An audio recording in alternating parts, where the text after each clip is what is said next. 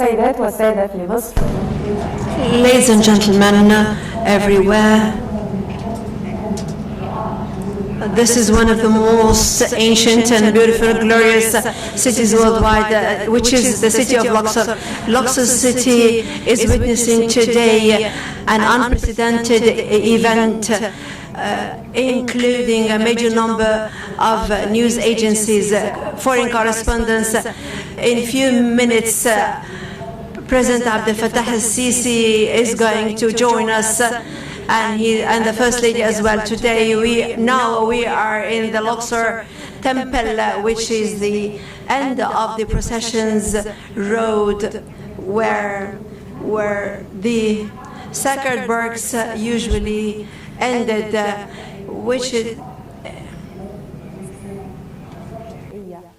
It was built 3,000 years ago. It's famous for two obelisks, where one of them is transferred to Paris, to France, in the Concorde since 1836. The second oblique is the eastern one, and it's now situated in front of the temple. It is more than 22 meters, where it have engravings of the Ramses' name and his titles, and also there are the indications of the offerings. The Luxor Temple is one of the best temples in Egypt, where there are engraving, where it documents very important epochs in the Egyptian history that dates back to 1,000 years, as the military processions, and also the celebration of Abt celebration, and it's one of the most important celebrations in Luxor, in Aswan, where this engravings is where there are the musical instruments used by the ancient Egyptians, the drums and the harps and the others. The Abt celebration, which is celebrated today inside Luxor, is what we witness today. No city in the whole world has all these touristic sites that are documented in the history as Luxor, where there is a valley for the kings, where they document the history of the world, as the Western Bank in Luxor, were 64 tombs for 28 tombs of kings and queens, Hatshepsut, Queen, and Sosret. This site is for Thutmose I, where it was situated as a place apart from the thieves, away from the thieves. So the Valley of the Kings, where all the modern dynasty, the 18th to the 20th dynasty, were the tombs, the very important tombs. And although they are very small in size, and there is the new tomb of Tutankhamun, where there are a lot of golden engravings on the walls, and which was transferred to the Egyptian Museum in Cairo, where it will be displayed with the inauguration of the new Egyptian Museum. The ancient Egyptians, they believe in death, where they believe that they will take the boat to the afterlife. That's why the Kings of Valley is one of the most important touristic sites in the world. From the Habu Temple, where it was the sacred achievements, where we welcome you all. Luxor has a lot of the monuments, and they are very historic, where Habu is built by Ramses II, and it's one of the most important temples of the new dynasty, and still reserves its engravings on the wall. And there is the picture of the king where he conquered the enemies. And also there are paintings where he conquered, he has his navy conquers. And in Abu there are a lot of documentation of the age of Ramses II, where it has its religious implications and their importance in history. Welcome you all from all over the world to the land of civilization, the land of history, Egypt. Welcome in Luxor. Luxor, which is famous of its touristic sites and its people, where a lot of tourists, they head to Luxor because they will witness the civilization, the history of civilization. And Hatshepsut is very famous in Luxor because of the architectural monument of her place in the western bank. It is cinnamon. It was designed by Cinnamon and known in the ancient Egyptian as Cicerone. This temple witnessed the importance of women's status and how she can rule the world and the country. Hatshepsut has engraved on her walls the important voyages she has done. She is a queen and a wife of a king. Also, she has documented her ruling of the country on the walls of her temple. She was the legal inheritant of her father, Amun. Welcome to Egypt, the cradle of civilization and history of the world, which is famous of its innovations. More Thebes, where it's the continuation of the history of the world, as the place we are here, the Luxor Temple for the ancient history arts. It has a lot of valuable pieces that dates back to different epochs of the history, as the head of Somerset. It's a very important statue, and the Thutmose III, and the most important alabaster statue of Thutmose III, and also the documentation of the Thebes conquerors. Here starts the civilization of the world, and here the ancient Egyptians has built the most important Egyptian history. It's one of the most important religious complex in the world. Tourists always are interested in this place. The Monuments of Luxor, it's one of the symbols of history, Thebes, Luxor.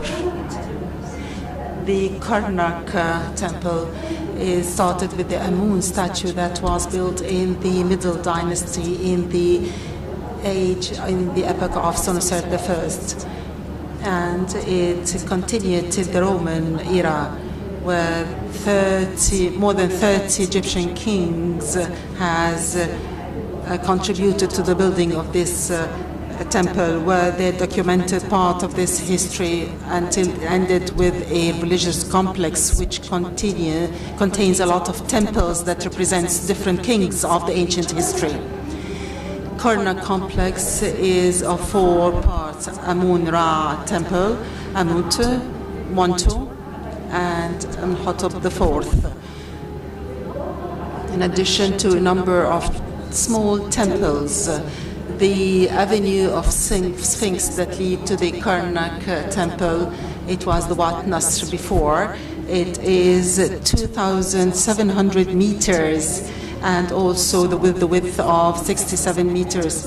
And it has more than 1,000 statues of Ra and human as a symbol of the sacred road, where we celebrate today the uncover of this road of the avenue of Sphinx and open to visits.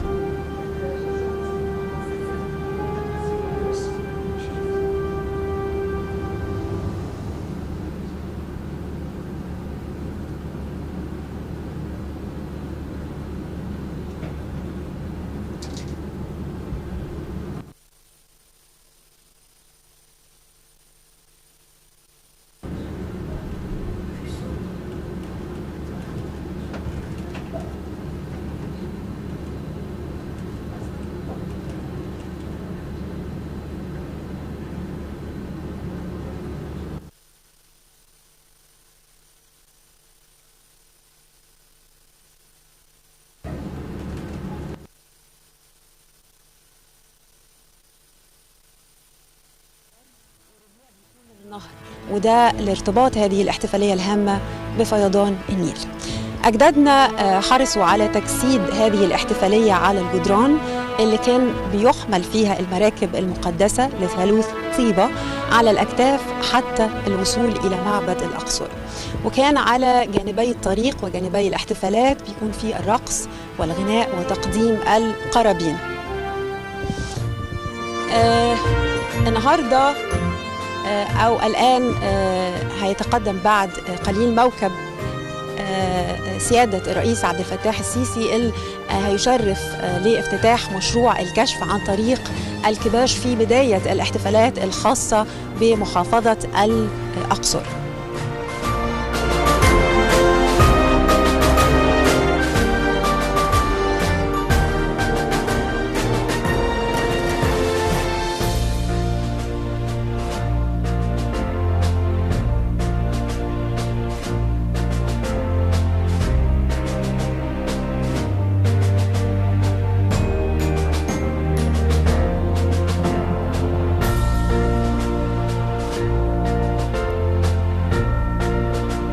حرم السيد الرئيس عبد الفتاح السيسي للمشاركة في هذه الاحتفالية. إذن السيدة حرم رئيس جمهورية مصر العربية تشاركنا في معبد الأقصر للمشاركة في هذه الاحتفالية، وبعد قليل سيصل إلى معبد الأقصر سيادة الرئيس عبد الفتاح السيسي لافتتاح مشروع الكشف عن طريق الكباش وبدء الاحتفالات الخاصة بالأقصر.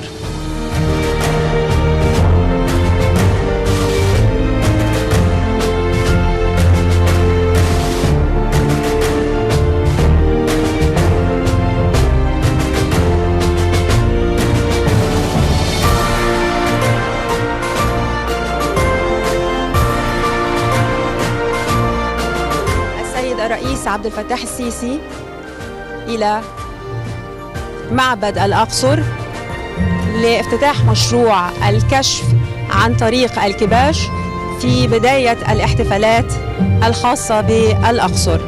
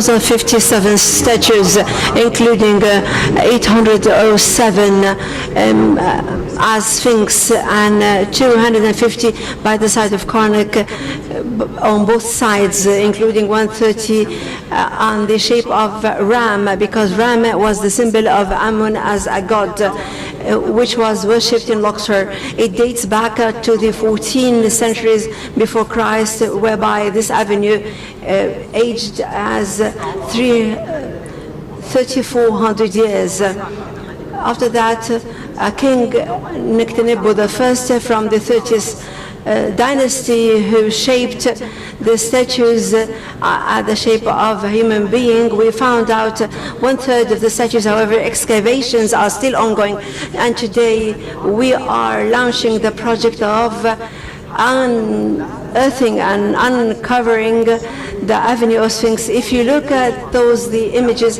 this is the initiation of unearthing the avenue. The first statue was found in the western side in 1948. Since then, excavations keep on going and stopping and then resuming. However, all of the staff members were Egyptians.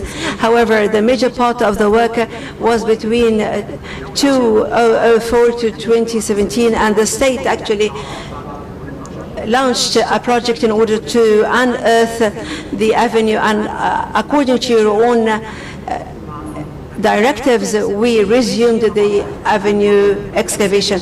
This will be an added value, and that's why we can call Luxor as an open-air museum. This avenue connects between the Karnak and the Luxor. The Karnak is a complex of temples, and here is Luxor Temple.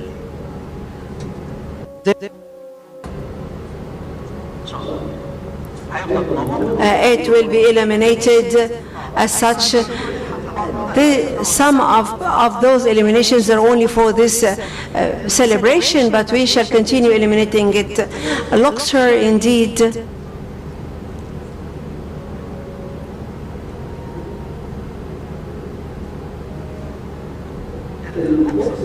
Luxor, indeed, is a city registered on the International Heritage since 1978. Luxor encompasses the largest complex of monuments worldwide on both sides, Eastern and Western, diversified monuments. However, in this event, we want to promote Luxor as a monumental destination as well as other aspects.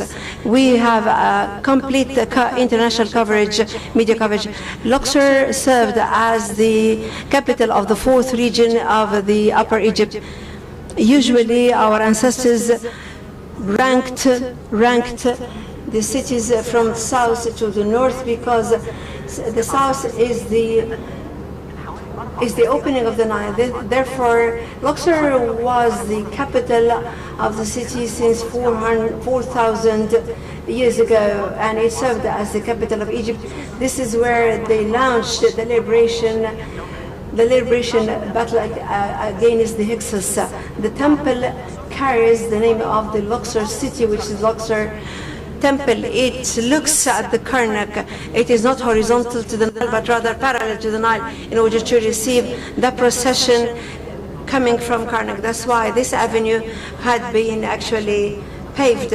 When our colleagues excavated here, they found not only this avenue, but they found the potteries, and they found vineyards, pottery, irrigation systems. The whole life, integrated life, was actually symbolized here. That's why it was called the southern procession. However, the temple had been constructed in the 15th century before Christ, and mainly Amenhotep III in the 14th century, Ramses III in the 13th century before Christ. However, construction never ended up or stopped here. Alexander the Great created the sanctity of the sanctities. Part of it turned into a Roman temple, is in addition to the churches that turned into, and Muslims actually built Masjid Abu al-Haddad. The temple encompassed 2 obelisks. One of them had been gifted to France. The second obelisk is still existing, that carries inscriptions for the Ramses III while giving the offerings to Amun-Ra. And the plaque inscribes the peace treaty against the Houthis. The temple is fronted by 6 statues of Ramses, 4 of them while sitting and 2 while standing. And when I learned this historical education and when I taught my students, I only taught part of those statues because part of them had been demolished, but my colleagues conducted the necessary restorations of the statues until we have a complete facade encompassing the 6 statues of Ramses. And now we finished the avenue of the 30th dynasty, and we are entering into the Luxor Temple, and we are going to enter into the 30th dynasty before Christ. Those are the banners of the flags that have been erected, and the obelisk actually carries a group of monkeys that salute the sun. We have 2 big statues of Ramses II made of granite, on right of which he has his wife, and this is the first building, and we are about to enter into the first vestibule, and this vestibule displays the beauty of the Egyptian civilization, the first of which is the 18th dynasty, and we will find Ramses II for the 19th dynasty. And those are the remains of a church on top of which the masjid or the mosque, because it had been unearthed. This masjid dates back to 800 years ago, since the Ayyubian era, and the great part of it is that the entrance is actually a pharaonic monument, and they maintained the pharaonic inscriptions. However, it had been still maintained as a masjid or a mosque. This is the 18th dynasty that included 3 chapels in order to receive the procession of the 18th dynasty. This is a vestibule of Ramses II. It's an open air that symbolizes the papyrus, because the temple was a small world. That's why they wanted always to symbolize everything that goes on life. This is a statue of Ramses II, while his right foot is in front of the left foot, symbolizing that he is still alive. And we are ending now the work of the Ramses II. After that, we come to Amenhotep from the 18th dynasty. He created this glorious line of columns, and the papyrus was the symbol of the north in the ancient Egypt. And after that, we will find the vestibule where the celebration is going to take place. All of those facades tells us about the festival of Opet.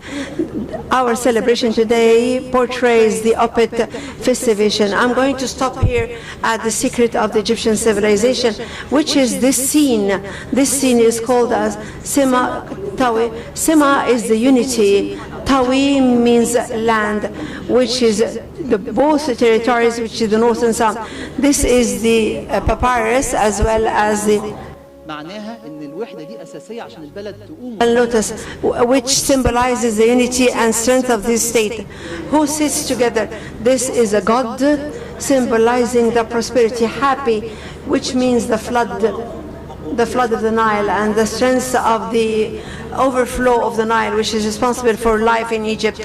That's why they worshipped it, and they turned the flood into a god named as Happy, who creates the unity there for the Egyptian nation. In order to continue being strong as such, they need 2 elements to be always in unity, as well as the Nile and the flood.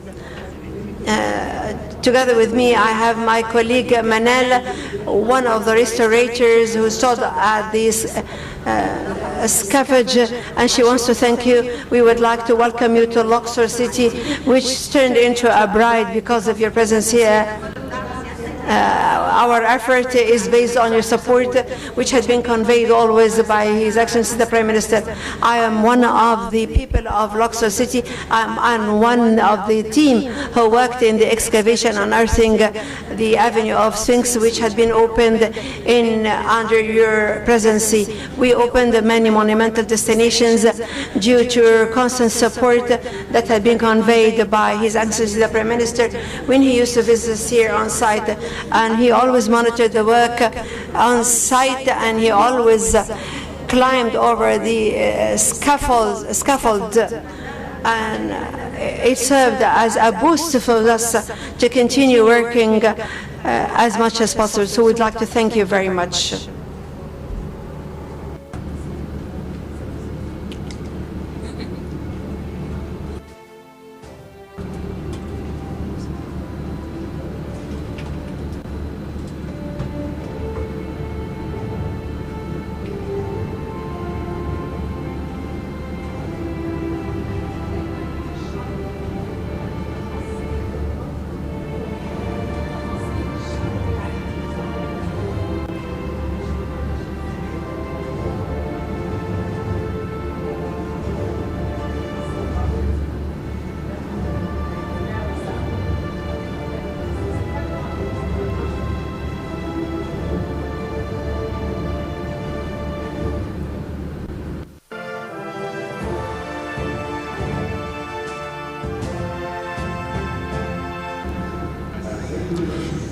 Mr. President Abdel Fattah El-Sisi, the President of Egypt.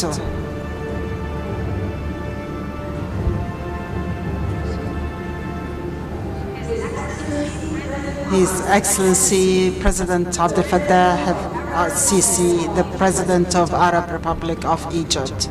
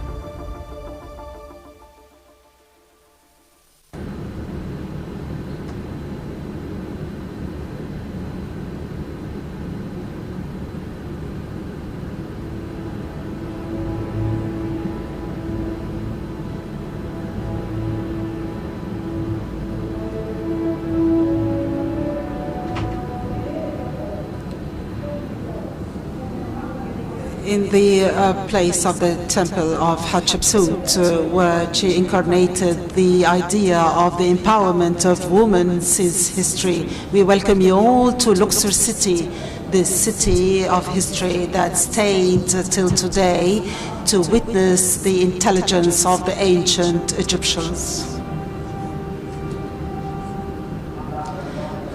In Habu Temple, where it has the sanctuary and the victory, we welcome you all to Luxor, the land of glorification, the land of the ancient Egyptians. We welcome you all to this historical day inside Luxor with the presence of His Excellency President Abdel Fattah El-Sisi and his wife.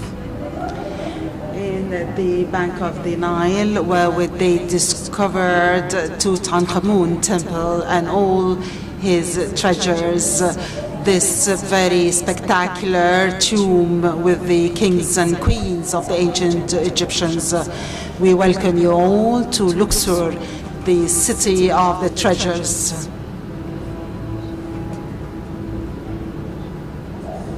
Egypt has always been the minaret of the science in the whole world. In the 1975, the Luxor inauguration of temple is welcoming the new age of peace. We welcome you all and sending a message of love from the land of peace.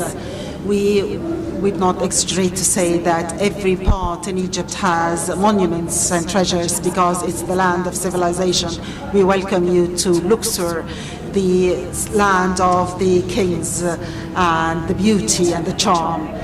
The same way of the avenues of Sphinxes and on the banks of the sacred lake, we reach the complex of Karnak Temple with all its treasures of our ancestors, the ancient Egyptians. We welcome you all to Luxor, the city of history.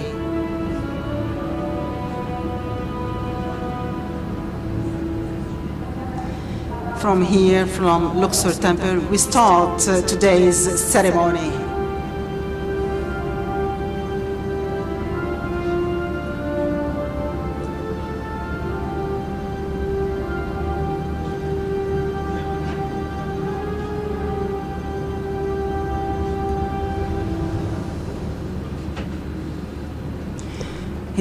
Mr. President Abdel el-Sisi, the President of Arab Republic of Egypt, and his wife. Welcome guests and dear dignitaries. It's a great pleasure to welcome you all today to this celebration, the unique celebration of this important, very important event, not only for Egyptians, but for all the civilization lovers from all over the world, that they all now are focusing on Upper Egypt and especially to Luxor, the Thebes, the city of Thebes. The celebration today, we have a lot of displays and performances from the Opet celebration by the procession that starts from Karnak to reach Luxor Temple. When we speak about Luxor, we literally say that it's the biggest open temple which comprises the biggest number of monuments in the world. It's called Luxor because of the many palaces it has, and it witnesses the strength of the people who constructed it. And in the columns, there is a proof that Egyptians can build the civilization where they had put a place for Egypt, which inspired us today to build and to develop, to build a new city where it provides dignity and a dignity life to all its citizens. We are proud today to speak about the beauty of our country because, yes, our country is beautiful.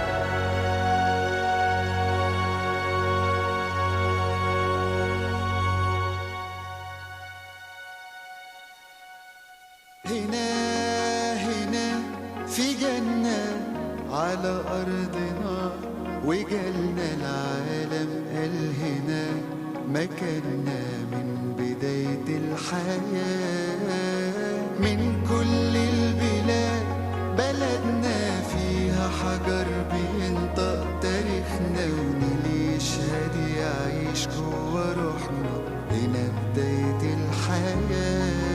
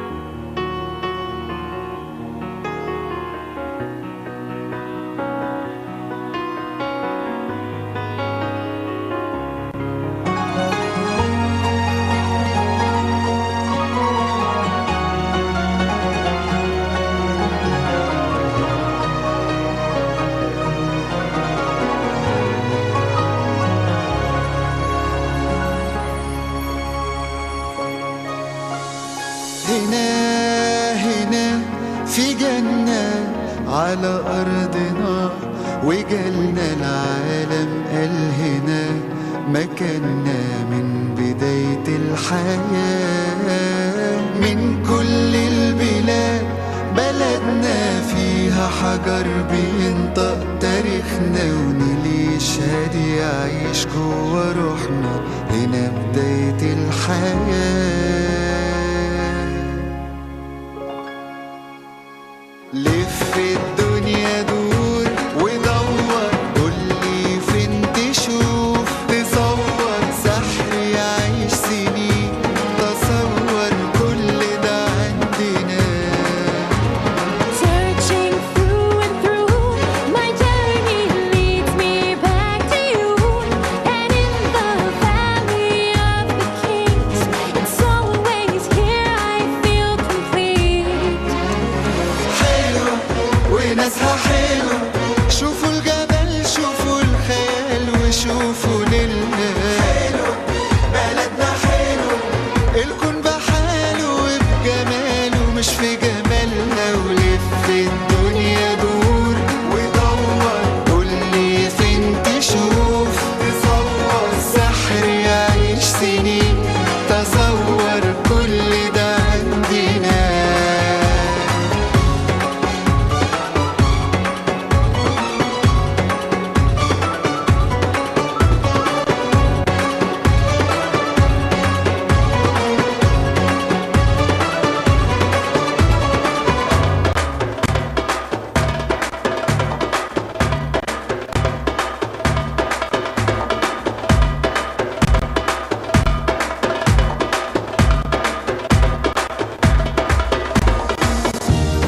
Soaring through time as legends make their way from land to sky. Echoes the sound. Every step you take, there's a story to be found. Et la magie, je la chercherai à tort dans les cieux. Mais sur Luxor, je l'ai posé, les yeux, je vois là. We believe in our dreams. في الدنيا دور ودور، قولي فين تشوف، تصور سحر يعيش سنين، تصور كل ده عندنا. À chaque détour, je découvre ce que l'histoire signifie. Comme si les rêves pouvaient être saisis. Luxor est le berceau de la vie. حلوة وناسها حلوة، شوفوا الجبل شوفوا الخيال وشوفوا نيلنا. حلوة بلدنا حلوة، الكون بحاله وبجماله مش في جمالها. بلدنا حلوة وناسها حلوة، الكون بحاله وبجماله مش في جمالها. مفيش زيها مفيش.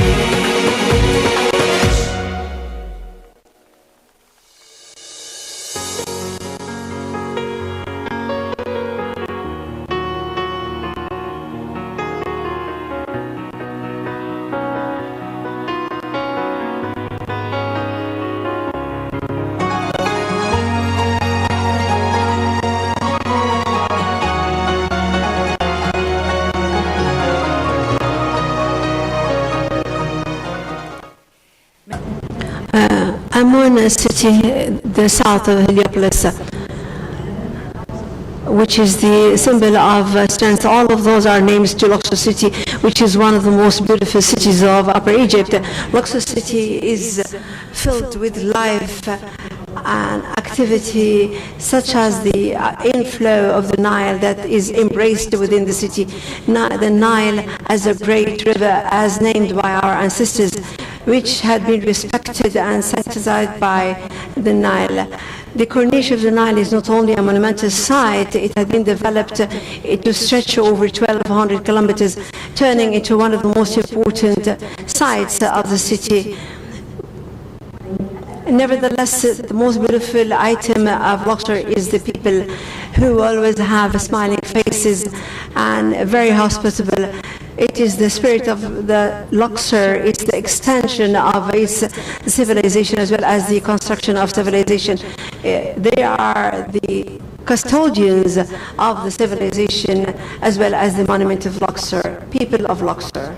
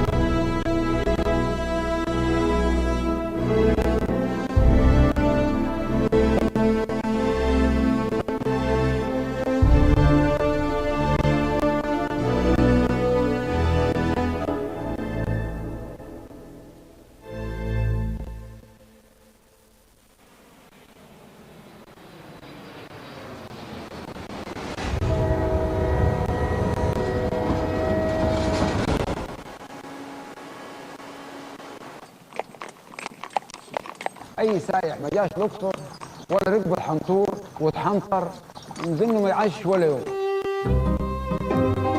في اكيد سر في الاقصر. ايه سر الاقصر؟ فيها سر عجيب بيجذب الناس. فيها اكبر ارث حضاري وثقافي البشريه جمعاء. عندنا الشمس والخضره. النيل لوحده سر. جواها جميل والطبيعه بتاعتها حلوه. الأقصر هي أيقونة الحضارة المصرية القديمة، هي المكان اللي واضح جدا فيه كل مقومات الحضارة المصرية.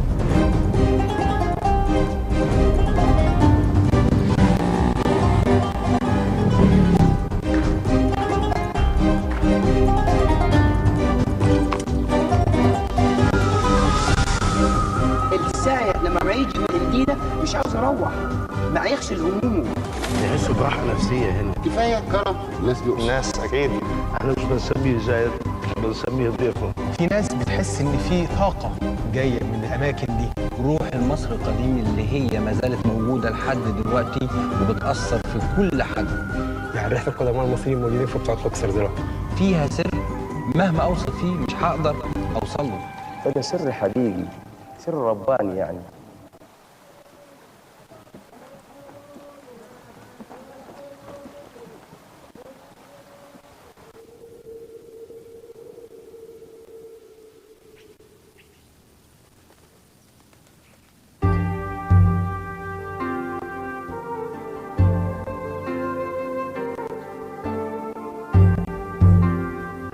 بس أنا سمعت يا دكتور إن الأقصر من أغنى بلاد العالم في الآثار وفي الشهرة وفي التاريخ، هل ده حقيقي؟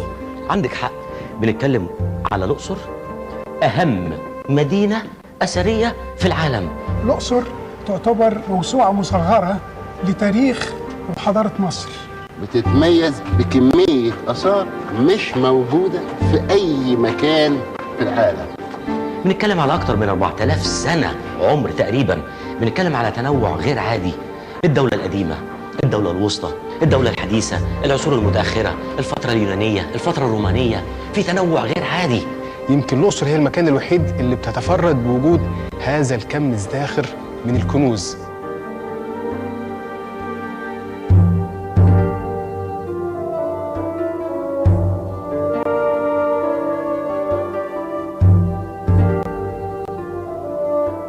الأقصر بناها أعظم ملوك مصر اللي حكموا مصر في فترة الدولة الحديثة. قوة الدولة المصرية كانت الدولة الحديثة. هنا موجود أكتر كمية معابد ومقابر بترجع للفترة دي. معبد الكرنك يعتبر من أكبر دور العبادة في العالم كله. عندنا معبد الأقصر، ظهرت معابد الأقصر. احنا بنتكلم على آلاف من المقابر، النقوش والألوان اللي فيها.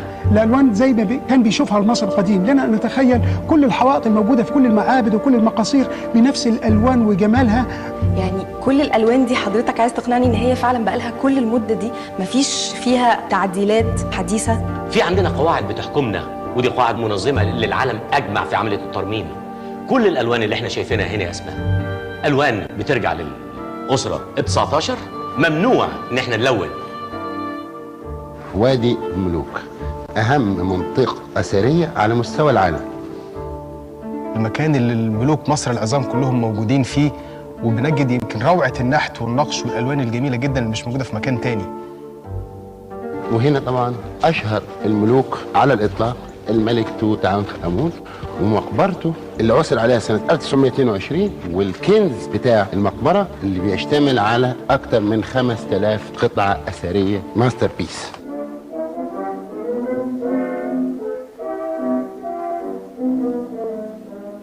جدي ابتدى هنا سنة 1907 كمصور مصري، سايب حوالي 1940 صورة صور بالكاميرات دي. كل دي صور نادرة، أغلبها في حدود ال 100 سنة، ومغطية الصعيد كله من أبيدوس لغاية النوبة. وده آخر طريق الكباش. وده الملك فؤاد لما زار الأقصر بعد اكتشاف المقبرة. يعني الأقصر كانت قبلة الملوك والرؤساء بعد اكتشاف المقبرة. يعني الأقصر بتعتبر مدينة بتجمع بين كل الحضارات، الحضارة الفرعونية، الحضارة الرومانية، والحضارة القبطية والإسلامية، امتزاج بين الأديان. سبحان الله. فيه فهم عالي لناس الأقصر إن الآثار دي بتاعتهم هم. مساعد سيدي أبو الحجاج وصل هنا الأقصر وبقي مسجده هنا، وهي النقوش زي ما هي قاعدة، ما حدش لعب فيها خالص. المعبد ده كانت فيه ناس ساكنة فوقيه، كان أيام فيضان النيل كانت اسمها التبة. زمان كان فيضان النيل كانت المراكب تغرق برا هنا، كان في فرعين للنيل، فرع من هنا وفرع من هنا. الدورة هي اللفة من الشمال، وكانت ترمي الحلاوة وتلف، وكانت في مراكب تتحط على عربيات كارو ويرموها بالحبال، يمسكوها حوالي 20 راجل، 10 من هنا و10 من هنا، زي احتفال الفراعنة زمان. هي نفس الطقوس هي موجودة عندنا في مولد أبو الحجاج 4 مراكب، ومعروف ارتباط المراكب بمراكب آمون، هم الثالوث المقدس لآمون وموت وخنسو، بالإضافة إلى المركب الرابع وهي مركب سيدي أبو الحجاج نفسه. أدي محبتي في نبيك براك تبحت السحار، ميمونة تمد أول إيد يا ما تكتر في التوحيد. بندعو جميع العالم انه يجي يتفرج عندنا في مصر عامة، وبلدي الأقصر هنا خاصة، بأن هي بتعتبر مجمع للأديان.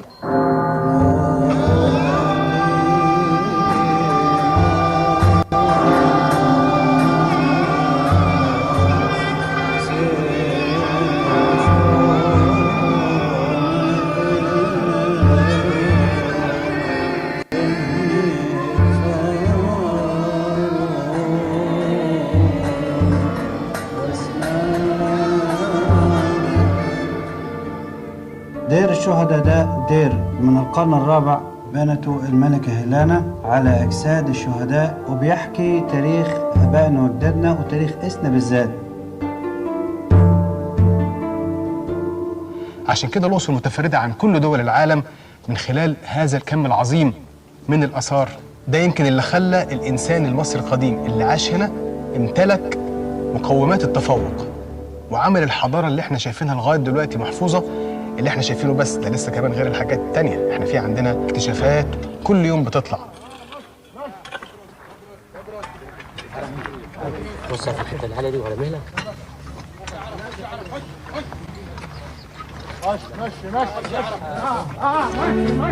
الله الصلاة على النبي عليه الصلاة والسلام. لا ده حد من المرممين يعملوا كونسوليديشن، يعملوا تقوية. منشدة أمون. بسم الله ما شاء الله، بسم الله ما شاء الله. عاملك يا عاملك. عرض. احنا ما عندكش كل يوم اثار مصري جديد، كل يوم ما نكشف حاجه جديده عشان يطلع التمثال ده والتمثال ده بسماتيك، وعشان نربط ما بين المقبره اللي احنا مطلعينها يبقى لازم يكون في ربط، يبقى لازم هنا في امتداد. هندخل على المقبره.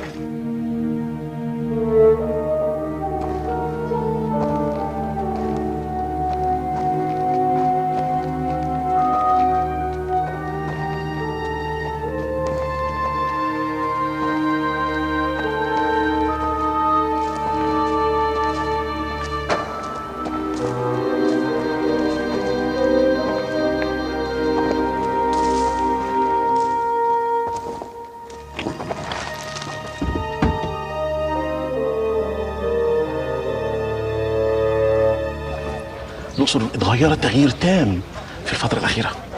أسلوبنا في الترميم بدأنا نكشف عن أماكن. ده تمثال المفروض إن هو بتاع الملك نختلبه الأول، بناخد التمثال ده وبنعمل له ترميم. احنا أمام تمثال الملك تحتمس الثاني من ملوك الأسرة 18، واحنا دلوقتي في إطار مشروع لإعادة ترميمه واستكماله بأيدي مصرية وفريق مصري خالص.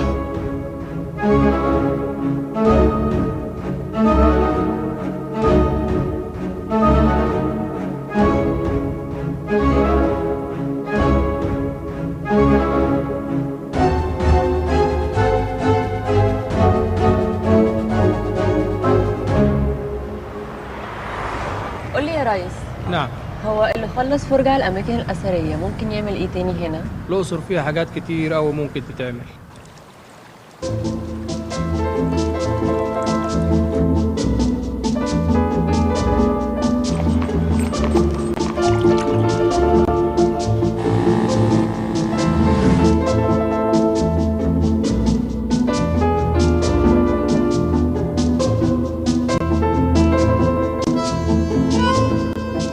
عندنا مقومات سياحية أكتر بكتير جدا من الآثار. في سياحة البالون الطاير اللي هي ممكن من خلالها تقدر تكتشف الأقصر كلها بجبالها بنيلها. اطلعي الصبح بدري في الفجرية نشوف شروق الشمس. في 45 دقيقة تكتشف الأقصر بكل تفاصيلها. أجمل منظرين أي واحد ممكن يشوفهم هنا منظر الشروق ومنظر الغروب.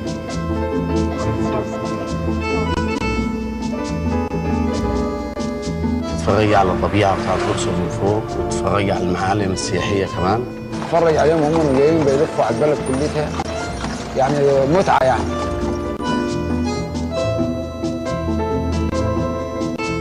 ايه ممكن تاني اعمله هنا لو جيت الأقصر؟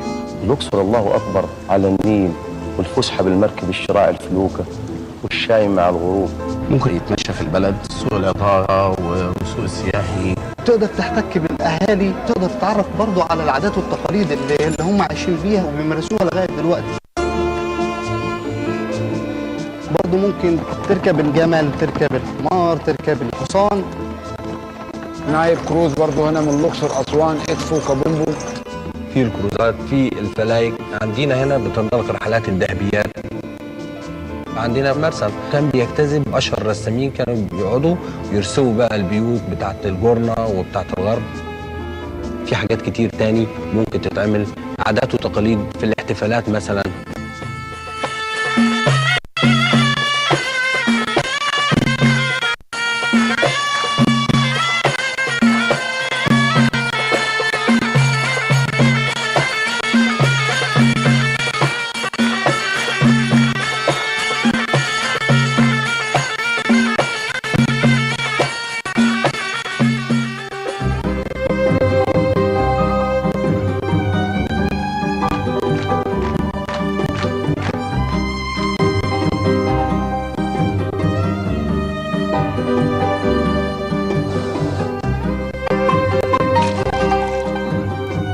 الأقصر هي مقصد سياحي متكامل فيها كل حاجة، بالإضافة طبعا للآثار اللي هي بتميزها، لأن الأقصر تعتبر أكبر متحف مكشوف في العالم.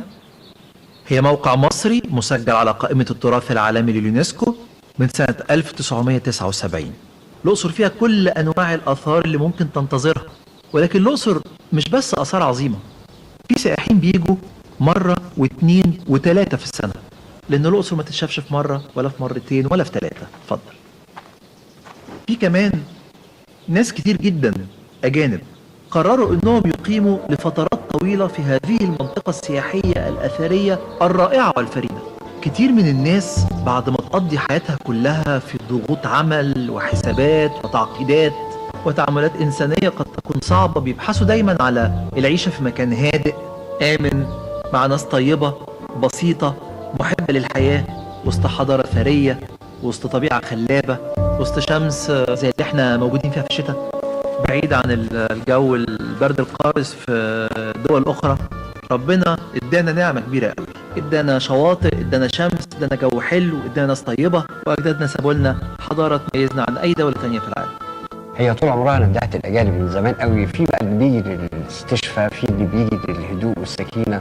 أنا أعرف ناس عايشة هنا شارية بيوت وليها بال10 و20 سنة، لدرجة إن بعض منهم بيحاول يقلد المصريين في كل حاجة، في اللبس بتاعه، في عاداته. I first came here to Egypt to visit in 2006, and on the very first day I knew in my heart I needed to stay here because the ruh of the people here today is exactly the same as it was thousands of years ago.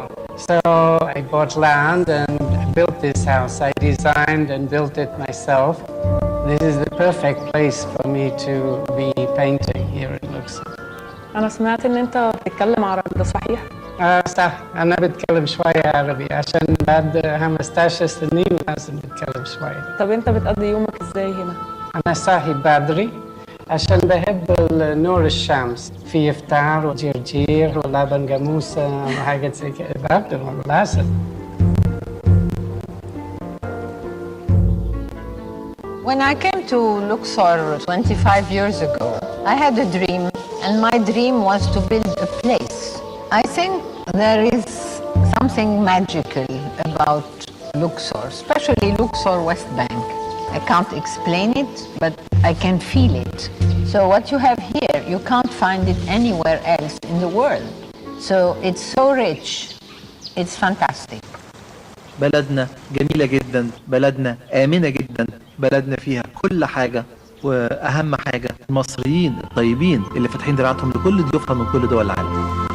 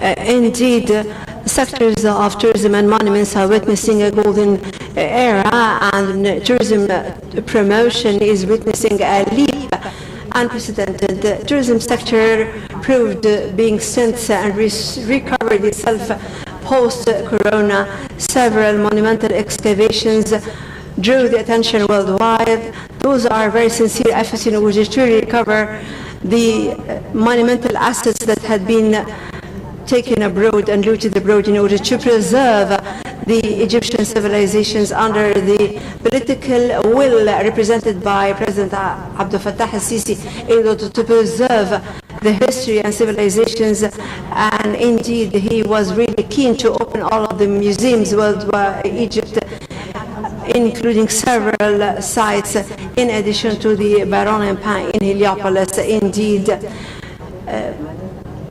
President Sisi received the mummies parade, and he opened the Museum of Egyptian Civilizations. Those are concerted efforts in order to upgrade the Egyptian position.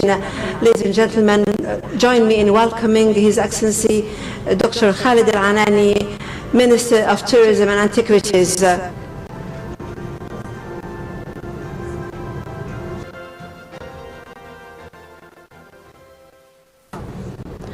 President Abdel Fattah el-Sisi, President of the Arab Republic of Egypt, First Lady, ladies and gentlemen, august participants from Egypt, and our foreign guests from more than 30 countries, tens of millions who are actually watching live this celebration due to extended media coverage. I'm really proud to stand before you from the heart of the Upper Egypt, where the Egyptian civilization had been incepted from a very old governorate, which is Luxor. It does not only encompass Luxor city, but each and every spot of Luxor that had witnessed a major part of our unique civilization. In Luxor Temple, this is one of the icons of the city. We are standing as part of a courtyard that dates back to more than 3,400 years, dating back to 14th century BC. And it witnessed an unprecedented prosperity, very strong international ties, construction that had been unprecedented, and he actually built so many monuments, especially in Luxor, in this very spot in 1989. And a very important monumental site had been excavated. More than 20 statues for kings and gods had been actually dug here. The courtyard was actually a place for celebrations. That's why we actually chose this spot in order to hold this celebration. As part of this is the Upper Festivals. Today we are celebrating what, and Excellency President, allow me to quote you, which is to introduce Luxor in a new robe. And indeed, if this main event to end the unveiling the avenue of Sphinx, and in this regard, I don't know who to thank. The first statue with the head of the human being had been dug in 18 March 1949 by means of an Egyptian archaeologist, and since then and throughout 70 years Egyptian archaeologists are pursuing this road, and I would like to commend them and salute them.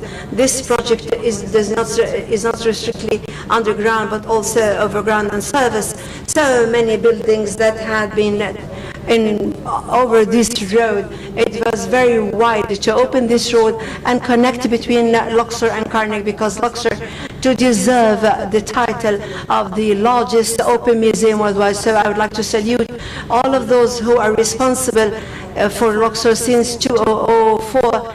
However, the project stumbled in 2011. However, by the second midterm of 2017, because President Sisi commissioned the engineering department for the armed forces, had been commissioned to continue. The monumental efforts are going to continue throughout several years.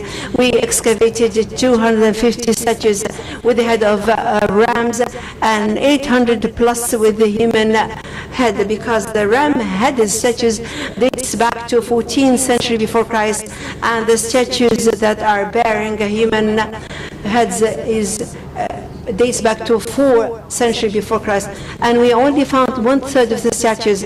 The rest of them are only the bases. But throughout the last 4 years, my peers, colleagues, restorators discovered 4 heads. Therefore, we are going to continue in this monumental effort. This celebration is not restricted only to actually announce the end of unveiling the Avenue of Sphinx. However, it has several objectives, including the optical identity project, and the design had been created by the GOC students, had been implemented by the engineering department of the armed forces under the supervision of Luxor Governorate. What happened about the optical identity? It is easy for me to say what did not happen. According to the promotion movie, actually people were watching through the airplanes. They used the hantur, or the horse carriage. Also the boats are unified in terms of looking squares, streets, sites. Everything had been included into the optical identity. The second objective is to promote Luxor as a city. I don't believe in figures when they say that Egypt encompasses 1/3 or 1/8 of monuments, because I can simply say that our monuments are incomparable and we cannot actually relate it in ratio. Those are unique group on selected monuments. Praise be to Allah, we have these treasures. The new promotion strategy that had been created through an expert office told us that during the upcoming phase and post-corona, when you promote Egypt, you have to actually promote Egypt in the sense that it is a youth country, outgoing, modern through tourism activities. However, it holds very dear at heart the civilization, in addition to organizing several events, because those events is a message, sending a message to safety and security and the treasures, which will actually encourage and attract visitors. The last point, but it not the least, which is establishing and reinforcing loyalty and belonging to Egypt. We actually witnessed the response and the reaction among each and everybody regarding the Mummies Parade and how they discovered something that had been hidden. The event includes several episodes. However, the next episode is part and parcel of the celebration. It's an artistic celebration that had been inspired by Opet Festival, one of the most important festivities that happened on the second month of the flood every year. And by the way, it had been titled as Ipit, and which is the title of the second month of the Coptic calendar, which is Baba. It corresponds to the old festival that had been celebrated by our ancestors. It started on the land and it returns back through the river. After that, it reversed. What's the relation between this festival and the Nile? It had been based on flood, that's why they had always returned through Nile. And we also found monuments from the 18th dynasty. We are talking about 3,400 years.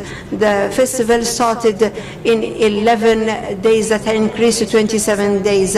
It continued according to the promotional movie in the Mulid of Abu Haggag. When they celebrated the Mulid, they carried the boats, because we are all one texture throughout thousands of years. I would like to extend my sincere thanks to His Excellency President of Egypt for supporting tourism and monuments, and support encompasses a lot of things. Personal monitoring, you actually adopted this event and you gave us directive to actually display Luxor in a totally different shape, and also being here with us represents a lot of symbols. And I would like to extend my sincere thanks to the Prime Minister for overseeing the collective work, because this work is not restricted on one single tourism. His Excellency the President visited Luxor 2 or 3 times, and he climbed over the scaffolds and also he toured through the city, and I'd like to extend my sincere thanks. He toured the city and visits with my colleagues, Minister of Local Development, Governor of Luxor, and several other entities and Ministry of Interior. I don't want to overlook anybody. Every party took part, and I would like to extend my sincere thanks to the General Intelligence of Egypt and my colleagues in the Agency of Tourism Promotion and every person who participated and contributed to this effort. And inshallah, we are going to continue holding other events in different governorates. And allow me to start this artistic piece that is inspired by the old Puppet Festival. Thank you.